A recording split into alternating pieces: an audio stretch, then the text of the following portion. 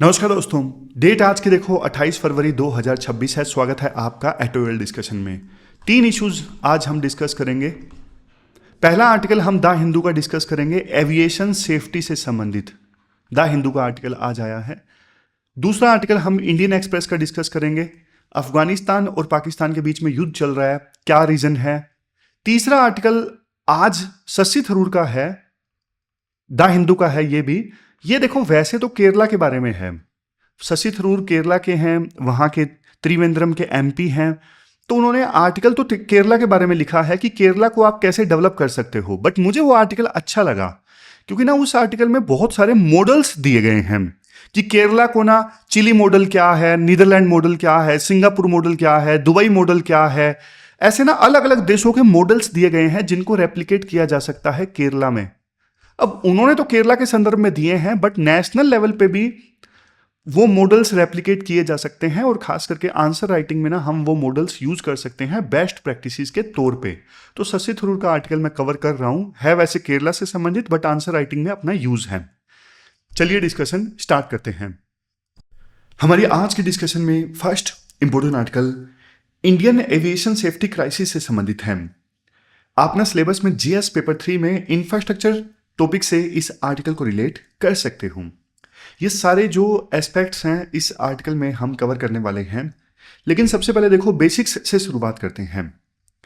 देखो जो aviation sector है ना वो रफली दो पार्ट्स में डिवाइड होता है। एक है scheduled commercial airlines. Scheduled commercial airlines में ना ये एयरलाइंस आती हैं जैसे Indigo, air India, spice jet, ये सब। अब देखो इन एयरलाइंस का तो आपको पता है, मतलब इनके जो प्लेन उड़ते हैं उनका टाइम, रूट सब कुछ फिक्स होता है और ये जनरल पब्लिक के लिए होते हैं। यहां पे सेफ्टी की ज्यादा लेयर्स होती हैं। फिर भी देखो इक्का दुक्का हादसे तो हो ही जाते हैं, जैसे अहमदाबाद में हुआ था। लेकिन एविएशन जो दूसरे पार्ट में डिवाइड है ना वो है non scheduled operator, NSO, non scheduled operator. इसमें आते हैं चार्टर फ्लाइट्स, प्राइवेट हेलीकॉप्टर्स। जैसे देखो इलेक्शन के समय जो पॉलिटिशियंस हैं वो प्राइवेट जेट पकड़ते हैं और जगह जगह पे जाके रैली संबोधित करते हैं। तो वो जो प्राइवेट जेट वाली सारी चीजें हैं, चार्टर फ्लाइट है, चार्टर विमान है, सब कुछ इस कैटेगरी में आते हैं नॉन शेड्यूल्ड ऑपरेटर्स। अब ये तो सिर्फ देखो डिमांड आने पर उड़ते हैं। अब वीआईपीज, बिजनेसमैन, मेडिकल इमरजेंसीज, ये सब डिमांड आएगी तब उड़ेंगे ना, इनका कोई रूट फिक्स नहीं होता, जब ये चाहेंगे तब उड़ेंगे। समझ गए? जैसे देखो आप समझ के देखो, एक तो रेगुलर रूट वाली बस है और दूसरी तरफ ये एनएसओ जो है ये प्राइवेट टैक्सी है, इतना फर्क है। लेकिन देखो ये जो एनएसओ है, ये नॉन शेड्यूल्ड ऑपरेटर्स, क्या हम इनको हल्के में ले सकते हैं? नहीं। देखो चार्टर एविएशन को हम हल्के में नहीं ले सकते, लेकिन हाल फिलहाल में देखो कुछ 3 हादसे हुए हैं इसी जनवरी में ना। जनवरी क्या, पिछले कुछ दिनों में ही, 10-15 दिनों में ही। नहीं, ये अजीत पवार वाला हादसा थोड़ा पहला हो गया था। बाकी देखो 2 हादसे तो पिछले 3-4 दिनों में ही हुए हैं। 3 हादसे हुए हैं चार्टर फ्लाइट से संबंधित, बड़े एक्सीडेंट्स तीनों। जनवरी में महाराष्ट्र के बारामती में अजीत पवार जो महाराष्ट्र के डिप्टी सीएम थे, उनका एक छोटा एयरक्राफ्ट क्रैश कर गया, उनकी डेथ हो गई, पायलट्स की डेथ हो गई, उनके साथ में जो सिक्योरिटी पर्सनल थे उनकी डेथ हो गई। फिर सिमरिया झारखंड का एक हादसा, यहां पे भी एक मेडिकल टैक्सी थी, मेडिकल टैक्सी मतलब पेशेंट को लेके प्लेन जा रहा था, वो भी क्रैश हो गया। फिर अंडमान एंड निकोबार में एक और हेलीकॉप्टर क्रैश हो गया। तो ये जो हादसे हैं ना ये लगातार दिखाते हैं कि इवन ये जो नॉन शेड्यूल्ड ऑपरेटर्स हैं ना, इनका ओवरसाइट, इनकी देखरेख भी बहुत ज्यादा क्रिटिकल हो गई है। अब आप ना थोड़ा डीजीसीए का डेटा देखो। डीजीसीए का डेटा देखो, ये कहता है सितंबर 2025 तक ना हमारे देश में 133 जो ये एनएसओ है यानी नॉन शेड्यूल्ड ऑपरेटर हैं ये रजिस्टर्ड हैं। और इसमें देखो फिक्स्ड विंग वाले यानी जो प्राइवेट जेट है वो भी आ जाते हैं और हेलीकॉप्टर वगैरह भी आ जाते हैं, दोनों है। और इनकी जो डिमांड है ना वो देखो बढ़ती जा रही है, मतलब ये जो सेक्टर है काफी तेजी से ग्रो कर रहा है। तो देखो, लेकिन ये हादसे लगातार होना नॉन शेड्यूल्ड ऑपरेटर्स के, तो इन हादसों के बाद में ना आखिरकार डीजीसीए ना जागा। डीजीसीए मतलब directorate general of civil aviation. अब ये ना इंडिया के एविएशन सेक्टर का ना वॉचडॉग है, नजर रखता है कि कुछ गलत तो नहीं हो रहा है इस सेक्टर में। तो 24 फरवरी को ना डीजीसीए ने सभी एनएसओ जिनके पास में परमिट है ना नॉन शेड्यूल्ड ऑपरेटर का, जिनको भी परमिट मिला है, उनकी एक अर्जेंट मीटिंग बुलाई। तो राइटर बोलते हैं देखो, पहले तो बात ये जो मीटिंग थी वो बहुत पहले हो जानी चाहिए थी, लेकिन चलो कोई बात नहीं, डीजीसीए ने ये मीटिंग लेट बुलाई। डीजीसीए ने ना कुछ करेक्टिव स्टेप्स प्रस्तावित किए कि ये स्टेप्स हमें लेने हैं। जैसे सबसे पहले सेफ्टी रैंकिंग से संबंधित, मतलब जितने भी ये चार्टर ऑपरेटर है ना, उनको ना उनकी सेफ्टी परफॉर्मेंस के लिए ना एक स्कोर दिया जाएगा, रैंक दी जाएगी कि भाई तुम्हारी सेफ्टी रैंक इतनी है, ताकि उनके आपस में कंपटीशन हो और वो सेफ्टी से बिल्कुल भी कॉम्प्रोमाइज ना करें। फिर दूसरा है पब्लिक ट्रांसपेरेंसी। जितने भी ये नॉन शेड्यूल्ड ऑपरेटर है ना, ये चार्टर वाले हैं, टैक्सी वाले हैं, कैब वाले हैं मतलब कैब से आप इसको रिलेट कर सकते हो, जब मर्जी पैसे दो बुलाओ इनको। तो इनको ना नॉन शेड्यूल्ड ऑपरेटर्स को ना अपनी वेबसाइट पे सारी डिटेल्स जानी होगी कि उनका सेफ्टी से संबंधित क्या ट्रैक रिकॉर्ड है, उनके जो एयरक्राफ्ट हैं वो कितने पुराने हैं, पायलट कौन है, मेंटेनेंस की हिस्ट्री कैसी है, ये सारी जो डिटेल्स हैं ट्रांसपेरेंसी के तहत वेबसाइट पे डालनी होगी। फिर नेक्स्ट है सीनियर मैनेजमेंट अकाउंटेबिलिटी। और अगर देखो कोई सेफ्टी फेलियर होता है इन नॉन शेड्यूल्ड ऑपरेटर्स की फ्लाइट्स में, तो देखो सीनियर जो मैनेजमेंट है उनको डायरेक्टली आंसर देना पड़ेगा, उनकी जवाबदेही होगी। अब वो ब्लेम को डिफ्लेक्ट नहीं कर सकते कि हाँ हमारी जिम्मेदारी नहीं थी, ये वो नहीं, सीनियर मैनेजमेंट की जिम्मेदारी होगी। अब ना एक कड़वी सच्चाई राइटर बताते हैं, वो बोलते हैं कि देखो डीजीसीए ने ना एक बात बोली इस मीटिंग में कि कॉमर्शियल कंसिडरेशंस को ना सेफ्टी पर हावी नहीं होने दिया जाएगा। ये देखो ऊपर लिखी भी हुई है, कॉमर्शियल कंसिडरेशंस को सेफ्टी पे हावी नहीं होने दिया जाएगा। इसका क्या मतलब है, आप ना इसको रियल प्रैक्टिकल एग्जांपल की सहायता से समझिए। अब कई बार देखो नॉन शेड्यूल्ड ऑपरेटर्स में ना कौन ट्रेवल करता है, वीआईपी ट्रेवल करते हैं। तो इन एनएसओ के ऊपर भी ना, प्राइवेट जो एयरक्राफ्ट है ना, इनके ऊपर भी भारी दबाव होता है। कई बार ना मौसम खराब होता है, लेकिन वीआईपी बोलता है अरे चलो चलो भैया, चलो चलो चलो, बहुत इंपॉर्टेंट रैली है यार, कोई बात नहीं, उड़ा लो, देखा जाएगा। या बिजनेसमैन को बहुत अर्जेंट मीटिंग में पहुंचना है, तो वो भी कह देता है अरे उड़ा दो यार, कुछ नहीं होता।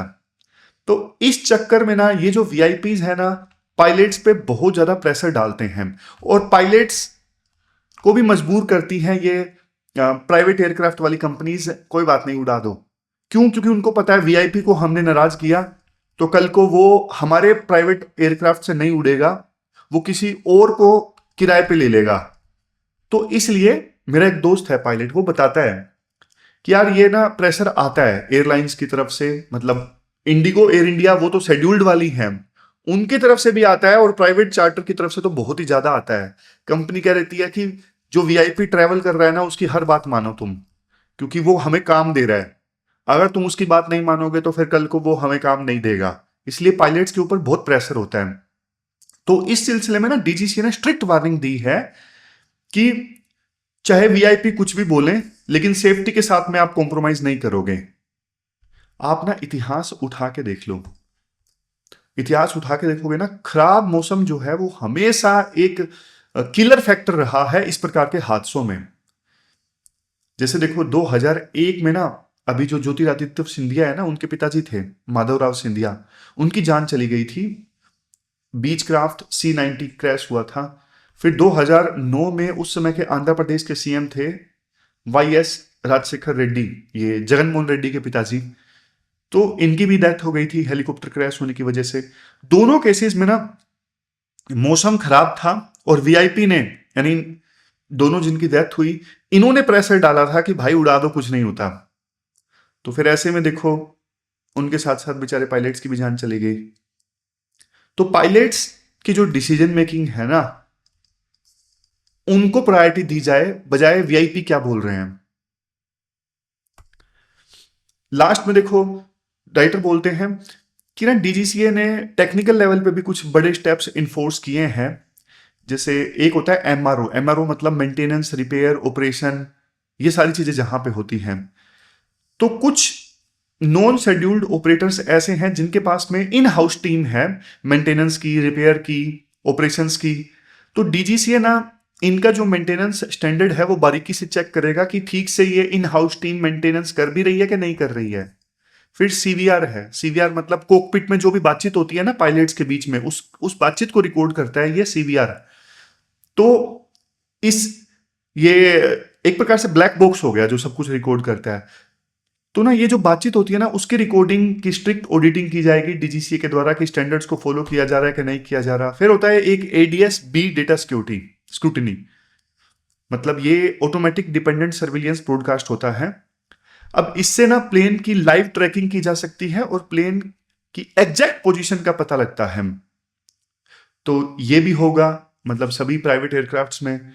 और फिर है फ्लाइट ड्यूटी टाइम लिमिटेशंस, यानी पायलट कितना प्लेन लगातार उड़ा सकते हैं, उसके बाद कितना रेस्ट की जरूरत है, उसकी एक लिमिट रखी गई है डीजीसीए के द्वारा। तो इसकी भी बारीकी से चेक होगी कि ऐसा तो नहीं कि प्राइवेट चार्टर के जो पायलट्स हैं वो जरूरत से ज्यादा प्लेन उड़ा रहे हैं और थके हुए प्लेन उड़ा रहे हैं। तो देखा जाएगा ध्यान से।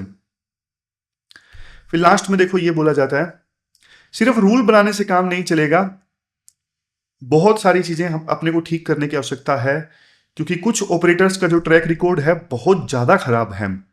फिर ट्रेनिंग गैप्स भी है, पायलट की ट्रेनिंग और एक्सपीरियंस इनमें भी भारी कमी है। सिमुलेटर सेंटर्स कम है। सिमुलेटर सेंटर्स मतलब आर्टिफिशियल ढंग से जहां पे प्लेन उड़ाने की प्रैक्टिस कर सके पायलट्स, ऐसे सेंटर्स हमारे देश में कम है। अच्छे इंस्ट्रक्टर्स की कमी है, क्वालिटी ट्रेनर्स और जो क्वालिटी इंस्ट्रक्टर्स हैं ना उनकी कमी है। और ग्राउंड लेवल पे सेफ्टी को चेक करने के लिए जो समय समय पे ऑडिट होते हैं वो बहुत कमजोर हैं, ना के बराबर होते हैं। और डीजीसीए में भी स्टाफ की कमी है। तो ये बड़े इश्यूज हैं जिनको एड्रेस करने की आवश्यकता है। तो ये पूरा आर्टिकल हमने डिस्कस किया। चलते हैं आगे। इसके बाद नेक्स्ट आर्टिकल देखो, अफगानिस्तान एक तरफ और दूसरी तरफ पाकिस्तान, दोनों के बीच में ना युद्ध स्टार्ट हो गया है, वार स्टार्ट हो गया है दोनों के बीच में। और काफी लोगों की जान गई है। पाकिस्तान ने अफगानिस्तान में काफी सारी साइट्स पे एयर स्ट्राइक्स किए हैं, हवा से हमले किए हैं। तो ये सारे जो एस्पेक्ट्स हैं इस आर्टिकल में हम डिस्कस करेंगे। लेकिन सबसे पहले ना आप एक सिंड्रोम को जानिए, भस्मासुर सिंड्रोम। यूएस में ना उनकी विदेश मंत्री थी पहले हिलरी क्लिंटन, उन्होंने ना एक बहुत बढ़िया बात बोली थी, you can't keep snakes in your backyard and expect them only to bite your neighbours. मतलब कि देखो आप अपने घर के बैकयार्ड में सांप पालते हो और ये नहीं एक्सपेक्ट कर सकते कि आपने अपने घर के बैकयार्ड में जो सांप पाले हैं वो सिर्फ आपके पड़ोसी को काटेंगे और आपको नहीं काटेंगे। पाकिस्तान ने देखो बरसों तक ना आतंकवाद को अपनी स्टेट पॉलिसी बनाया। उन्हें यह लगता था कि काबुल में अगर तालिबान आ गया तो पाकिस्तान को स्ट्रेटेजिक डेप्थ मिलेगी, मतलब कि हम तालिबान को अपने इशारों पे नचा लेंगे, तालिबान को कठपुतली की तरह इस्तेमाल करेंगे और अफगानिस्तान में हमारी मर्जी चलेगी, जो हम चाहेंगे वो होगा। समझ गए? और देखो स्ट्रेटेजिक डेप्थ का ना एक मतलब ये भी है, मैं आपको बताता हूं। कई जो थिंक टैंक्स है ना वहां पे स्ट्रेटेजिक डेप्थ का मतलब ये भी लिया जाता है कि पाकिस्तान एज ए देश, आप देखोगे ना इनकी जो विड्थ है ना बहुत कम है, पतला सा देश है पाकिस्तान। देखो मान लो इंडिया ने कभी पाकिस्तान के ऊपर हमला कर दिया, ये देखो यहां तक हम आ गए, तो पाकिस्तान की फोर्सेस ना थोड़ा पीछे चली जाएंगी अफगानिस्तान में, वहां पे वो अपने आप को रीग्रुप करेंगी और रीग्रुप करके वापस से इंडिया के ऊपर अटैक करेंगी। तो स्ट्रेटेजिक डेप्थ का मतलब यह भी है कि क्योंकि पाकिस्तान का मैप इस प्रकार से है कि एक स्ट्रिप की तरह है पाकिस्तान देश। अगर मान लो इंडिया की फोर्सेस आगे तक आ गई तो पाकिस्तान की फोर्सेस कहां भागेंगी? अफगानिस्तान में भागेंगी, वहां पे अपने आप को इकट्ठा करेंगी और वापस आके फिर दोबारा से अटैक करेंगी। स्ट्रेटेजिक डेप्थ का मतलब यह भी है।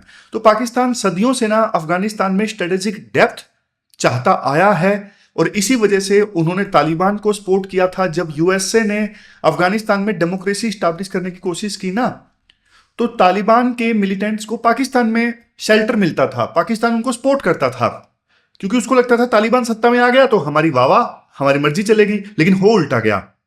आज देखो वही तालिबान ना पाकिस्तान के गले की ना हड्डी बन गया है। और इसे हम बोलते हैं भस्मासुर सिंड्रोम। मतलब जिस राक्षस को आपने पाला वही आपको भस्म कर रहा है। चलो अब आर्टिकल को डिकोड करते हैं। देखो वहां के जो फील्ड मार्शल है ना असीम मुनीर, आज के समय में वो पाकिस्तान के चीफ है डिफेंस फोर्सेस के। अब इनको देखो ये अच्छे से पता था कि अभी उन्होंने जो अफगानिस्तान के ऊपर स्ट्राइक्स की है ना उससे कुछ नहीं होने वाला है। पता है पाकिस्तान के फील्ड मार्शल को कि हम अफगानिस्तान में ऊपर से बम गिराएंगे, उन्हें कोई फायदा नहीं होने वाला है। क्योंकि ना अफगानिस्तान में ना मिलिट्री टारगेट है ही बहुत कम। वहां पे ना हाइडआउट ज्यादा है। हाइडआउट मतलब छुपी हुई जगह ज्यादा है, जहां पे असला पड़ा है, जहां पे उनके लीडर्स रहते हैं, तो वो हाइडआउट्स में रहते हैं, वो ओपन में रहते ही नहीं है। समझे? तो फिर क्वेश्चन ये उठता है कि पाकिस्तान की आर्मी को भी ये चीज तो पता ही है कि ऊपर से बम गिराएंगे इसका कुछ खास फायदा होगा नहीं, तो उन्होंने अफगानिस्तान के ऊपर एयर स्ट्राइक्स क्यों की? अब इसके दो तीन रीजन है। एक तो है पब्लिक एंगर मैनेजमेंट। मतलब पाकिस्तान की जनता ना वहां की आर्मी से बहुत गुस्से में है। क्यों? क्योंकि देखो जो तहरीक तालिबान एक संगठन है ना, तहरीक तालिबान देखो पाकिस्तान के अंदर सरिया लाना चाहता है। मतलब जैसे तालिबान ने जो कुछ अफगानिस्तान के अंदर किया ना, तो तहरीक तालिबान वो सब कुछ पाकिस्तान के अंदर करना चाहता है और उसके लिए वो लड़ाई लड़ रहा है। वो आतंकी हमले भी करता है टीटीपी पाकिस्तान के अंदर। तो टीटीपी जो है ना पाकिस्तान के खैबर पख्तूनवा में ना, केपी जो उनका प्रोविंस है खैबर पख्तूनवा, वहां पे ना लगातार हमले कर रहा है और जो पाकिस्तान की आर्मी है वो रोक ही नहीं पा रही है। तो पब्लिक को दिखाना तो है ना कि भाई देखो हम कुछ तो कर रहे हैं। तो आर्मी ने, पाकिस्तान की आर्मी ने जो अफगानिस्तान के ऊपर जो ये स्ट्राइक्स किए हैं ना, ये सिर्फ एक सिंबॉलिक स्ट्राइक्स हैं। क्या है? ये सिर्फ दिखाने के स्ट्राइक्स हैं और कुछ नहीं है। समझ गए? अब देखो पाकिस्तान ने तो दिखाने के लिए स्ट्राइक्स की थी, लेकिन पाकिस्तान को यह एहसास हुआ कि भाई तालिबान तो इसका जवाब दे रहा है। उनको उम्मीद नहीं थी कि तालिबान भयंकर जवाब देगा, तालिबान तो जवाब दे रहा है। समझ रहे हो? मतलब तालिबान के जो स्पोक्स पर्सन है उन्होंने तो ये तक कह दिया कि हमने ना पाकिस्तान का एक जो हेडक्वार्टर है वो कैप्चर कर लिया है। ये कैप्चर कर लिया है। अब कितनी सच्चाई है देखो वो तो पता ही लगेगा बाद में, क्योंकि वार के दौरान ना डिस इंफॉर्मेशन भी काफी ज्यादा आती है। लेकिन हाँ, ऐसी एक्सपर्ट्स जानकारी दे रहे हैं कि इस हेडक्वार्टर में बहुत ज्यादा नुकसान पाकिस्तान को पहुंचाया गया है। मतलब आपने समझा, उन्होंने पाकिस्तान ने पहले एयर स्ट्राइक्स की किस लिए? बस एक सिंबॉलिक के तौर पे अपने देश को मैसेज देने के लिए कि देखो हम चुप रहने वाले नहीं है, कुछ तो कर ही रहे हैं। लेकिन बदले में तालिबान ने जवाब दिया। फिर पाकिस्तान ने दोबारा अफगानिस्तान में हैवी एयर स्ट्राइक्स किए। तो कहने का मतलब ये है अब सिचुएशन ना पाकिस्तान के आउट ऑफ कंट्रोल हो गई है। आउट ऑफ कंट्रोल हो गई है तो फिर वो सऊदी अरेबिया को कॉल कर रहे हैं कि प्लीज थोड़ा डी एस्केलेट करवा दीजिए, थोड़ा सिचुएशन जो है वो सुलझवा दीजिए। वो कतर को फोन कर रहे हैं। तो ये पाकिस्तान के लिए भी काफी ह्यूमिलिएशन वाला हो जाता है कि पहले आप स्टार्ट कर देते हो, बाद में आप खुद ही जाते हो सऊदी अरेबिया के पास में कि ये सिचुएशन ठीक करवा दीजिए, सोल्व करवा दीजिए। और दूसरी चीज ना, ये कहते हैं राइटर कि पाकिस्तान ने क्या किया, जो ये इनके दो प्रोविंस है ना खैबर पख्तूनवा और बलूचिस्तान, दोनों में इंसर्जेंसी है। खैबर पख्तूनवा में टीटीपी हैवी है, तहरीक तालिबान, और बलूचिस्तान में जो बलूच रिबल्स हैं वो हैवी हैं। तो भाई इनका जो फील्ड मार्शल असीम मुनीर है ना, इन्होंने देखो इन दोनों इंसर्जेंसी वाले प्रोविंसेस में ना बहुत ज्यादा ब्रूटल फोर्स का यूज किया है। उन्हें यह लगा था कि डंडे के जोर से ना वहां पे शांति आ जाएगी। लेकिन दिक्कत यह है इन दोनों प्रोविंसेस में ना सिविल वार वाली जो सिचुएशन है वो पैदा हो गई है। अब सिचुएशन जो है उनके हाथ से निकल गई है। और देखो डेस्परेट टाइम में क्या होता है, डेस्परेट टाइम्स में जो भी कंट्री का लीडर होता है ना, वो ना जानबूझ के एक एक्सटर्नल एनिमी क्रिएट करता है, एक्सटर्नल दुश्मन क्रिएट करता है जानबूझ के, ताकि देश के डोमेस्टिक इश्यूज से ध्यान जो है ना वो भटकाया जा सके। तो वहां पे इन दोनों प्रोविंसेस में सिचुएशन आउट ऑफ कंट्रोल है। उनको लगा मुनीर को कि यार यहाँ पे तो हम नहीं कंट्रोल कर पा रहे हैं, तो जानबूझ के एक एक्सटर्नल दुश्मन क्रिएट करते हैं अफगानिस्तान, उनको दोष दे देते हैं कि भाई तुम्हारी वजह से हो रहा है, ये है वो है, मतलब समझ गए। तो इसलिए उन्होंने ऑपरेशन गजब लील हक लॉन्च कर दिया। ये जो ऑपरेशन है ना, जो भी है इनका, गजब लील हक, हमारे लिए याद रखना जरूरी नहीं है, समझ गए। तो ये चीज है। बट वही वाली बात ना, उनको लगा कि हम तालिबान को डरा देंगे, थोड़े स्ट्राइक्स कर देंगे, लेकिन भाई वो तालिबान के पास में नहीं है, उनके पास में एयर पावर नहीं है। जब मर्जी चाहे आप अफगानिस्तान में अपने फाइटर जेट लेके चले जाओ, ड्रोन लेके चले जाओ, उनके पास में एयर पावर नहीं है। लेकिन ना अफगान लोगों के पास में ना विल बहुत स्ट्रोंग है। अफगानिस्तान ने ना बड़े बड़े एम्पायर्स को ध्वस्त किया है, जैसे यूएसएसआर को, यूएसए को, मतलब यूएसए को भी छोड़ के जाना ही पड़ा, ध्वस्त तो अभी तक यूएसए नहीं हुआ है, लेकिन भारी नुकसान उनका हुआ। तो अफगान लोग इतना जल्दी से हार मानने वाले नहीं है, बेशक उनके पास में रिसोर्सेज ना हो, बेसिक उनके पास में एयर पावर पाकिस्तान जितनी नहीं है, लेकिन उनके पास में विल बहुत स्ट्रोंग है।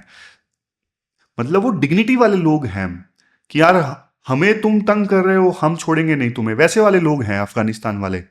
हमें क्या समझने की आवश्यकता है, इंडिया को क्या लेसन सीखने की आवश्यकता है। देखो एक चीज मैं आपको बता दूं कि जो अफगानिस्तान, मतलब इंडिया जो है वो अफगानिस्तान नहीं है। ऑपरेशन सिंदूर में हमने उनको नाको चने चबवा दिए थे, उनके बहुत सारे जो एसेट्स थे हमने डिस्ट्रॉय कर दिए थे। उनमें से काफी सारे तो अभी भी ऑपरेशनल नहीं है, अभी भी उनमें से बहुत सारे जो एसेट्स हैं वो ऑपरेशनल नहीं है। लेकिन हमें ना ये संभलने की आवश्यकता है कि ये जो असीम मुनीर है ना, जो इसने अफगानिस्तान के साथ में किया अपनी इमेज बचाने के लिए, अपने लोगों को खुश करने के लिए, उनको अपीज करने के लिए, जो इन्होंने अफगानिस्तान के साथ किया, वही सेम चीज ये इंडिया के साथ भी कर सकते हैं। तो हमें ना तैयार रहने की आवश्यकता है। वैसे तो पाकिस्तान से लड़ने के लिए तो इंडिया को क्या ही तैयारी चाहिए, लेकिन फिर भी देखो एक डेटरेंस होनी चाहिए, पाकिस्तान के अंदर एक डर होना चाहिए कि भाई इंडिया को अगर छेड़ा तो इंडिया तो हमें चकनाचूर कर देगा, हमें मिट्टी में मिला देगा। ऐसा डर उनके अंदर होना चाहिए, खौफ होना चाहिए कि इंडिया को छेड़ने से पहले वो 100 बार सोचें पहले। दूसरा, हमें ना बॉर्डर पे थोड़ा काउंटर टेररिज्म जो ग्रिड है ना उसे स्ट्रॉन्ग करना पड़ेगा। जो काउंटर टेररिज्म ग्रिड, मतलब वहां पे टेररिज्म को रोकने के लिए जो पूरा नेटवर्क है उसे हमें स्ट्रॉन्ग करना पड़ेगा।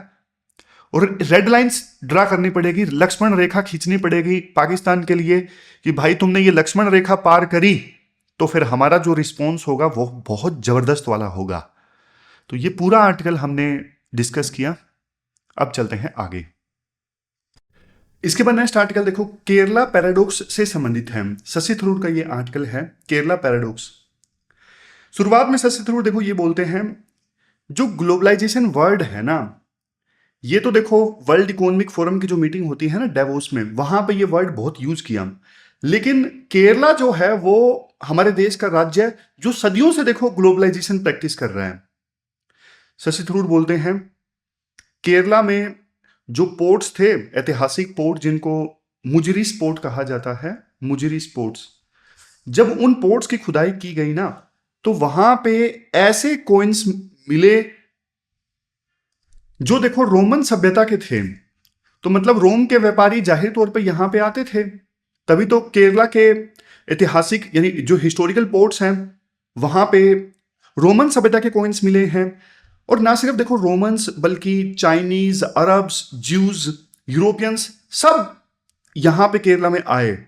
वो केरला में आते थे मसालों के लिए, टेक्सटाइल्स के लिए, और अलग अलग सभ्यताओं के लोग यहाँ पे केरला में आते थे। इस वजह से केरला का जो कल्चर है ना, आप देखोगे इस प्रकार से कि हिंदू, मुस्लिम, सिख, ईसाई सब मिलजुल के रहते हैं। मतलब केरला में आपको मंदिर के चैंट सुनाई देंगे, मस्जिद की अजान, चर्च बेल्स सब एक साथ सुनाई देंगे, एक साथ बजते हैं। क्योंकि केरला जो है वो हमेशा से देखो आउटवर्ड लुकिंग रहा है, मतलब बाहर उसने देखा है चीजों को कैसे चलती हैं और लिया भी है बाहर की चीजों से। लेकिन कोर प्रॉब्लम जानते हो केरला में क्या है? एक प्रॉब्लम है केरला में, आज देखो जो मलयाली लोग हैं ना पूरी दुनिया में है, मिडिल ईस्ट से लेके यूएसए की सिलिकॉन वैली तक हर जगह मलयाली लोग गए हुए हैं। और हर साल वहां से वो पैसा कमा के भारत में भेजते भी हैं। 1,30,000 करोड़ वो वापस भेजते हैं एवरेज। हम इसे क्या बोलते हैं? हम इसे रेमिटेंस बोलते हैं। तो केरला एक बहुत बड़ी रेमिटेंस इकोनॉमी है। लेकिन प्रॉब्लम ये है कि केरला ना इस रेमिटेंस के पैसों को ना ठीक से इस्तेमाल नहीं कर पा रहे हैं। तो शशि थरूर कहते हैं हमें ना इनोवेशन इकोनॉमी बनना होगा। केरला देखो खुद को ना कई बार कंपेयर करता है। किससे कंपेयर करता है? केरला खुद को कंपेयर करता है महाराष्ट्र से, कई बार कंपेयर करता है तमिलनाडु से। सोचता है कि वहां पे बड़ी बड़ी ऑटो फैक्ट्रीज अगर लग सकती हैं तो केरला में क्यों नहीं लग सकती। लेकिन देखो केरला की जो स्ट्रेंथ है ना वो अलग है। अब यहां पे केरला में ना एक आप पैराडॉक्स देखोगे। केरला में जो सोशल इंडिकेटर्स है ना, हेल्थ इंडिकेटर्स, एजुकेशन इंडिकेटर्स, वो फर्स्ट वर्ल्ड जैसे हैं। मतलब लिटरेसी रेट बहुत ही ज्यादा है, लेकिन इंफ्रास्ट्रक्चर पुअर है बिल्कुल। इंफ्रास्ट्रक्चर केरला में थर्ड वर्ल्ड कंट्री जैसा है। पॉपुलेशन की डेंसिटी जो है वो नीदरलैंड जैसी है, 901 लोग पर स्क्वायर किलोमीटर में। लिटरेसी सिंगापुर जैसी है, और इकोलॉजी कोस्टा रिका जैसे देश जैसी है। ह्यूमन डेवलपमेंट इंडेक्स में स्कोर बहुत बढ़िया है, 0.78। अमंग 3 टॉप इंडियन स्टेट में आता है केरला ह्यूमन डेवलपमेंट इंडेक्स में। तो बताओ आप ऐसी डेलीगेट ज्योग्राफी में क्या बड़ी पोल्यूशन वाली फैक्ट्रीज लगा सकते हो? नहीं लगा सकते। तो इसलिए देखो चेन्नई से कंपेयर करना या फिर मुंबई से कंपेयर करना बेकार है। हमें देखो छोटे इनोवेटिव देशों से सीखना चाहिए। तो यहीं पे काफी सारे मॉडल्स देते हैं शशि थरूर जो हम ना बाकी जगह भी यूज कर सकते हैं। जैसे देखो केरला ना इंडिया की फास्टेस्ट एजिंग सोसाइटी है। अब लोग इसे ना लाइबिलिटी मानते हैं कि केरला की जो पॉपुलेशन है वो बूढ़ी हो रही है, ये लाइबिलिटी है। लेकिन थरूर ना इसे एक बड़ी अपॉर्चुनिटी मानते हैं। वो बोलते हैं कि केरला ना पूरे दुनिया की नर्सिंग कैपिटल है। मतलब केरला की जो नर्सिस है ना फेमस है। केरला से जाती है नर्सिस नॉर्थ इंडिया में भी, देश के बाकी हिस्सों में भी और दूसरे देशों में भी। और एक खास बात, केरला का जो जेनेटिक मिक्स है ना वो काफी यूनिक है। मतलब यहाँ पे जो लोग रहते हैं ना उनमें द्रविडियंस, आर्यंस, अरब्स, यूरोपियन लोगों के भी जीन्स देखने को मिलते हैं। तो केरला का जो जेनेटिक मिक्स है ना, मतलब लोगों में जो जीन्स है ना वो काफी मिक्स जीन्स हैं। तो ना इसका फायदा कैसे उठा सकता है केरला? देखो आइसलैंड से आप सीखिए। आइसलैंड ने क्या किया?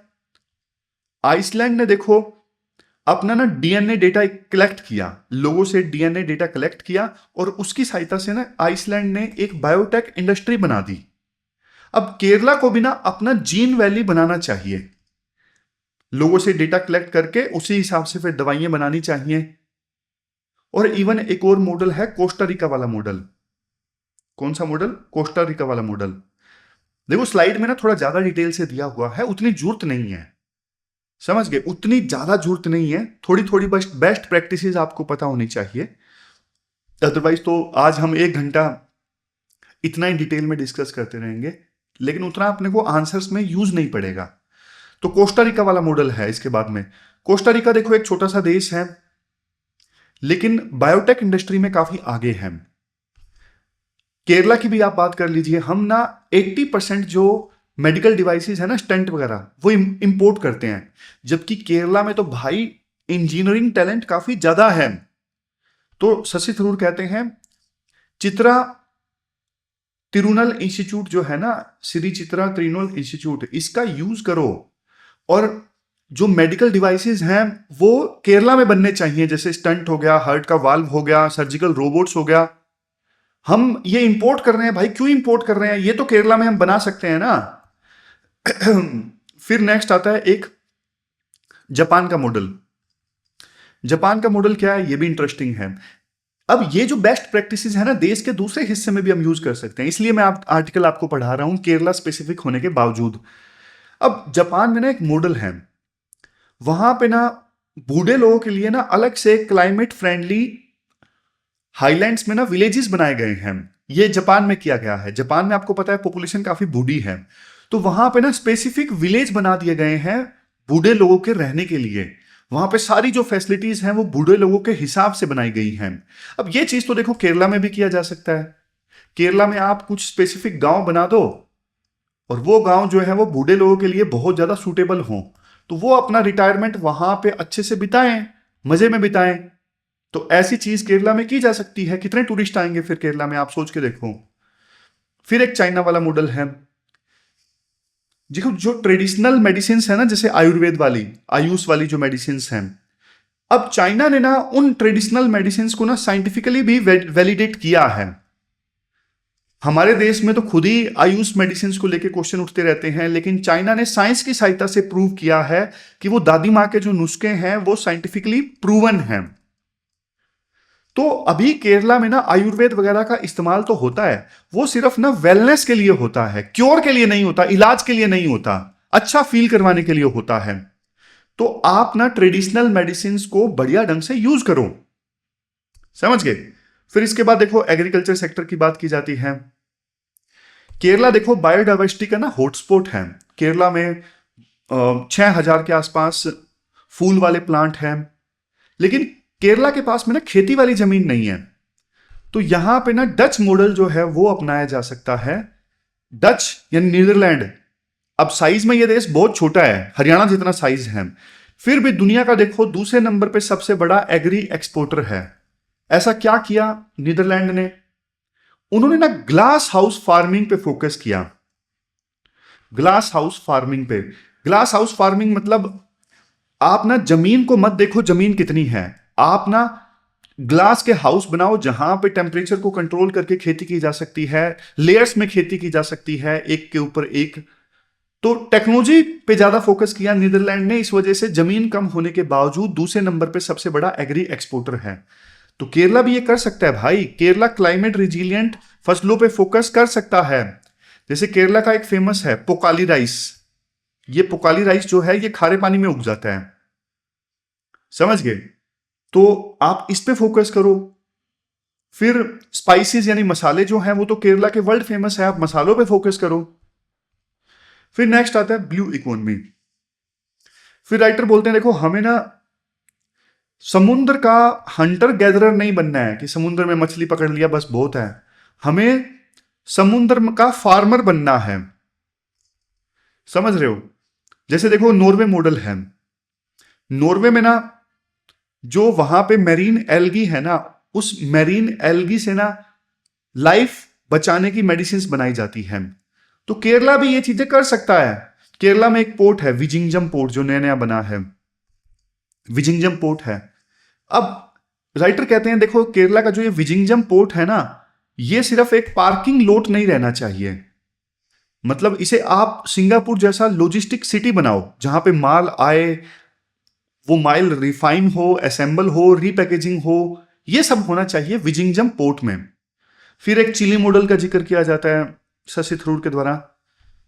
चिली की तरह ना आप इवन सोलर एनर्जी का, विंड एनर्जी का यूज कर सकते हो, ग्रीन एमोनिया आप प्रोड्यूस कर सकते हो। हमने 2-3 दिन पहले ग्रीन एमोनिया वाला आर्टिकल डिस्कस किया था। आप शिप्स को क्लीन फ्यूल दो, केरला इंडियन ओशन का ना गैस स्टेशन बन सकता है। तो ये सब पोटेंशियल है केरला के पास में। फिर लास्ट में वेटलेस इकोनॉमी की बात की जाती है। शशि थरूर कहते हैं देखो यहां पे ना हैवी इंडस्ट्रीज नहीं चलेंगी, हमें वेटलेस इकोनॉमी चाहिए केरला में। जैसे स्पेस टेक है। अब जो थिरुवनंतपुरम है ना, ये इंडिया का देखो टोलहाउस है। टोलहाउस मतलब जैसे फ्रांस का एरोस्पेस हब है ना, वैसे ही हमारे यहाँ पे ना VSSC है, विक्रम साराभाई स्पेस सेंटर है, और इसके अलावा LPSC है यानी लिक्विड प्रोपल्सन सिस्टम सेंटर है। यानी बढ़िया बढ़िया सेंटर है, ऑलरेडी वर्ल्ड क्लास हैं ये सेंटर्स। तो यहां पे आप स्पेस इकोनॉमी को बूस्ट करो केरला में। फिर ब्रह्मोस मिसाइल प्रोड्यूस करने की फैसिलिटी है। अब इसका इस्तेमाल करके आप मिसाइल से संबंधित जो ऑक्सिलरी इंडस्ट्रीज हैं वो प्रोड्यूस करो। यानी मिसाइल में जो आइटम्स वगैरह लगते हैं मिसाइल को बनाने में, तो वो आइटम्स भी केरला में ही प्रोड्यूस होने चाहिए। फिर मैनचेस्टर की तरह देखो केरला को ना आप क्रिटिकल मिनरल्स के मामले में हब के तौर पे डेवलप कर सकते हो। जैसे देखो अब केरला में ग्रेफाइट डिपॉजिट है, मोनाजाइट है, सिलिका है, तो इनका हब बना सकते हो। इनकी एप्लीकेशंस काफी ज्यादा हैं। फिर देखो सर्विस सेक्टर के मामले में आप केरला को काफी डेवलप कर सकते हो। जैसे दुबई है, दुबई आज के समय में ना ग्लोबल फिनटेक सेंटर बन गया है, क्योंकि वहां पे रेगुलेशन बढ़िया हुआ। तो केरला को भी आप ना दुबई की तरह डेवलप कर सकते हो, जहां पे रेगुलेशन थोड़ा लाइट रहे, बड़ी बड़ी कंपनीज केरला में आए। फिर कल्चर की बात की जाती है कि केरला में तो देखो इन्वायरमेंट इतना जबरदस्त है, इतना जबरदस्त है कि ना आप टूरिज्म का हब बना सकते हो केरला को। इसके अलावा और बहुत सारी चीजें जो आप कर सकते हो केरला में, जैसे केरला को आप पोस्ट प्रोडक्शन हब बना सकते हो कि हॉलीवुड और बॉलीवुड की मूवीज बनने के बाद में एडिटिंग यहाँ पे हो, वीएफएक्स यहाँ पे हो, गेमिंग स्टूडियो जोन बना सकते हो। अब ये तो नॉर्मल पॉइंट्स हैं, देखो कोस्ट का एडवांटेज है, केरला में ये सब चीजें होंगी तो थोड़ी सस्ती होंगी। तो कुल मिला के देखो ये सारे बेस्ट प्रैक्टिसेस बताए गए हैं कि केरला में ये सब बनाए जा सकते हैं। अब जैसे मैंने आपको बताया कि ये जो थी ना, ये बेस्ट प्रैक्टिसेस देखो हम इंडिया के दूसरे हिस्सों में भी यूज कर सकते हैं, मतलब नेशनल लेवल पे भी इनको रेप्लिकेट कर सकते हैं। तो ये पूरा आर्टिकल हमने डिस्कस किया, ये थी हमारी आज की डिस्कशन। कल मिलते हैं फिर से एक नई डिस्कशन के साथ, तब तक आप अपना ध्यान रखिए, अच्छे से पढ़िए। Thank you very much for discussion.